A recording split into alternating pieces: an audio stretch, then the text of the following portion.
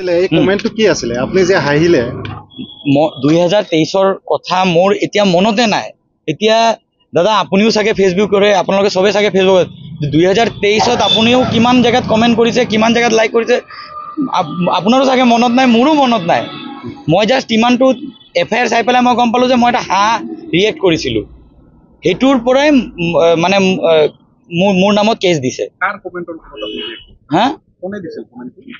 মানে মোৰ অধিবক্তাই কোৱা মতে মিস্টাৰ নৰেশ বৰুৱাৰ নাম মানে মানুহ এজনৰ কমেন্টত বলে মই হাঁহা ৰিয়েক্ট কৰিছো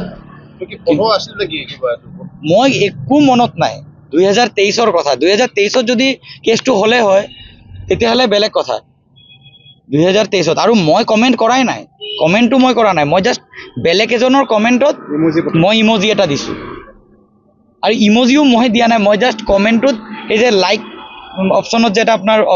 আজিকালি যে ওলাই যে হাঁহা ৰিয়েক্ট হেতুৱে কৰিছো মই মানে হাঁহাৰ কাৰণে আপুনি মই হাঁহাৰ কাৰণে আজি মই কোৰ্টত দৌৰিব লগা হ'ল মই আজি হাঁহিছো কাৰণে মই আজি ইমানখিনি হেৰেছমেন্ট পালো তাকো এজন নৰ্মেল মানুহৰ পৰা নহয় এজন ডিসিৰ পৰা who is a is officer মানে ইমান ডাঙৰ মানুহৰ পৰা হাঁহাই অপৰাধ হ'ল মোৰ হাঁহাটোৱে আজি ডেটত মোৰ কাৰণে এটা অপৰাধ হ'ল আৰু মই আজি হাঁহাৰ কাৰণে আজি মই ইমানখিনি এটা ইমান কষ্ট পালো ইমান হেৰেছমেন্ট পালো আজি মোৰ মা ঘৰত অকলে মোৰ দেউতা ঢুকুৱা আজি 5 বছৰ হৈ গ'ল মোৰ মাৰ গা বেয়া থাকে আজি আপুনি বেল পালে আজি মই বেল পালো আজি মোক সন্মানীয় কোকৰাঝাৰ সিজিএম কোৰ্টে মোক আজি বেল প্ৰদান কৰিলে আপোনাৰ নামটো মোৰ নাম অমিত চক্ৰৱৰ্তী মই ঢেকাজুলিৰ বাসিন্দা দিয়া হৈছিল আপোনাৰ 24/4/2023 তাত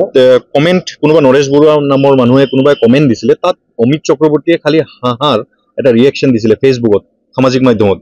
আৰু তাকে লৈ পেলাই তেওঁ এফআইআৰ ৰুজু কৰে আৰু সেই কেছৰ আজি আমি বেল ফাইল কৰিছো যেহেতু কোকৰাঝাৰ পুলিচে তেওঁক বিচাৰি আছিল অমিত চক্ৰৱৰ্তীক আজি 2 বছৰ পিছত আৰু সেই কাৰণে আমি কোৰ্টত আমি বেল ফাইল কৰি পেলাই আজি কোৰ্টে বেল দিয়ে আৰু সাৰ্টেন কন্ডিশন দিয়া হয় আৰু তাকে কেছটো আপোনাৰ তিনজন একিউজড আছিলে নৰেশ বৰুৱা অমিত চক্ৰৱৰ্তী আৰু আব্দুল সুদ্দৰ চৌধুৰী তিনজনৰ নামত আছিলে তাৰে আজি অমিত চক্ৰৱৰ্তীৰ নামত ফেসবুক কমেন্টছৰ ওপৰত হয় ফেসবুক কমেন্ট কোনোবাই বেলেগে দিছিলে ফেসবুক কমেন্ট মোৰ যোনজন যাৰ কাৰণে মই বেল ফাইল কৰিলো অমিত চক্ৰৱৰ্তী তেওঁ খালি ফেসবুকত ৰিয়েকশ্যন এটা দিছিলে হাঁহিৰ তেওঁ কোনো ধৰণৰ কমেন্ট দিয়া নাছিলে খালি হাঁহিৰ এটা ৰিয়েকশ্যন দিছিলে আৰু নৰেশ বৰুৱাৰ কমেন্টত তাকে লৈ পেলাই কেছ ৰুজু হয় আৰু আজি বেল ফাইল কৰা হ'ল হাঁহা কাৰণে দিছে নেকি